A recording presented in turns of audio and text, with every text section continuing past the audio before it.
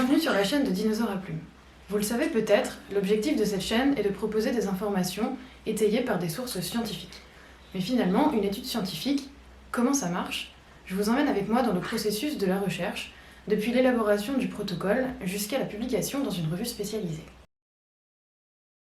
La première étape, c'est de se former. En France, pour être chercheur, il faut faire un doctorat, autrement dit, faire 8 années d'études après le bac, ça correspond au plus haut niveau d'études universitaires. C'est le temps qu'il faut pour apprendre à mettre en place un protocole scientifique et pouvoir bien identifier tous les biais qui sont susceptibles d'influencer nos résultats pour pouvoir les contrer au mieux.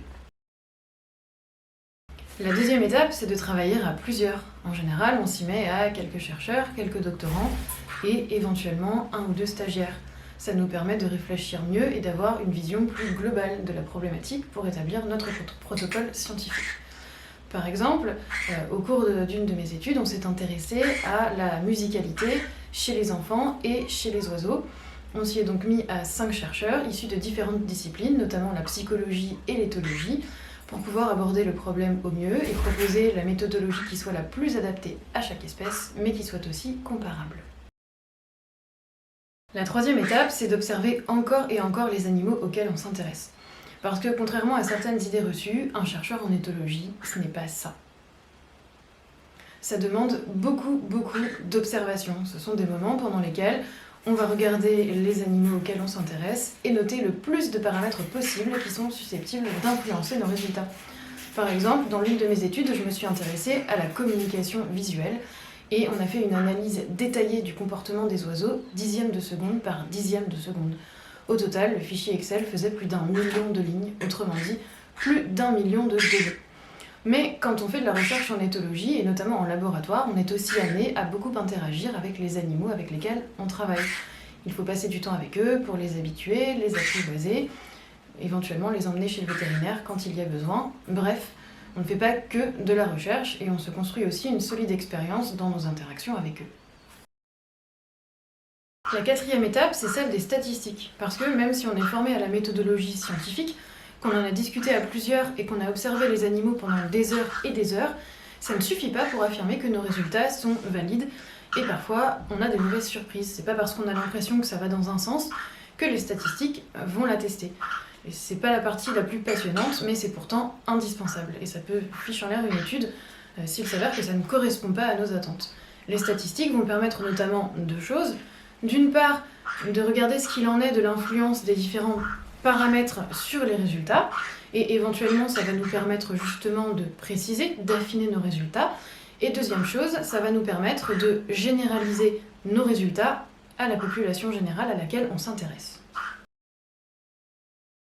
La 5e étape, c'est celle de la discussion des résultats.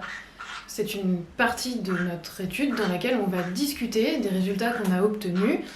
On va essayer de les interpréter, on va aussi les confronter à ce qui existe déjà dans la littérature scientifique. Et si on trouve des articles contradictoires, on va essayer d'expliquer pourquoi. Par exemple, dans ma thèse, je me suis intéressée à l'influence de l'apprentissage vocal sur la sensibilité à la musique. Et au départ, je posais plutôt l'hypothèse qu'il fallait être capable d'apprentissage vocal pour avoir une sensibilité à la musique. Mais dans la discussion, j'ai confronté ça avec les résultats d'autres études et ça m'a permis de remettre ça en perspective et de nuancer un peu mon propos. Ah, on est bien là. Je me suis formée à la recherche scientifique, j'ai discuté du protocole avec d'autres collègues chercheurs, on a monté une méthodologie ensemble, on a passé des heures et des heures à observer les oiseaux, à noter tous les paramètres, on a fait des statistiques, on a discuté de nos résultats. Ça y est, mon étude est enfin prête pour aller voguer dans le vaste champ des connaissances humaines. Non? Eh bien non. Le 6e palier, c'est celui de l'évaluation par les pairs. Si vous m'avez bien suivi, à ce stade, notre étude n'a pas encore été publiée dans une revue scientifique. La publication, c'est un peu la consécration pour toute recherche. C'est ce qui permet de nous dire que finalement, on n'a pas fait tout ça pour rien. Alors on écrit notre recherche sous forme d'articles scientifiques, on l'envoie à une revue spécialisée. Là, elle est reçue par l'éditeur qui va la transmettre à 2 reviewers, des pairs. Et ces pairs vont l'évaluer. C'est-à-dire qu'ils vont passer au crible fin la méthodologie, les observations, les statistiques et l'analyse qu'on fait de nos résultats. Si l'étude leur semble trop faible, elle est rejetée. Dans le cas contraire, ils l'acceptent. mais elle n'est quasiment jamais acceptée sans modification. À ce stade, on va souvent nous demander de, par exemple, compléter par d'autres observations, faire d'autres statistiques, analyser un petit peu différemment, etc. Par exemple, dans l'une de nos études, on avait observé un oiseau qui lâche un grelot à de nombreuses reprises sur un xylophone.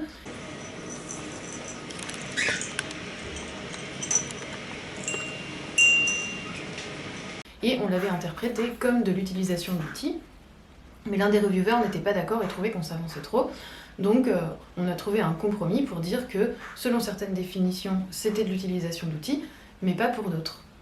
Après plusieurs échanges, on se met d'accord les uns et les autres, et enfin, la version finale de l'article est définitive, et c'est seulement à ce stade qu'une étude est publiée dans une revue spécialisée.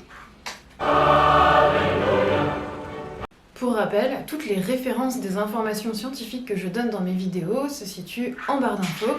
Dans la grande majorité des cas, il s'agit d'articles scientifiques qui ont été publiés dans des revues spécialisées et qui ont donc suivi toutes ces étapes. Quand ce n'est pas le cas, c'est précisé. Merci de m'avoir regardé jusque-là. Si cette vidéo vous a plu, n'hésitez pas à vous abonner à ma chaîne ou à mettre un like. Et si ces thématiques vous intéressent, vous pouvez retrouver Dinosaures à Plumes sur Facebook, sur le blog ou sur Instagram. Et je vous dis à bientôt pour une prochaine vidéo.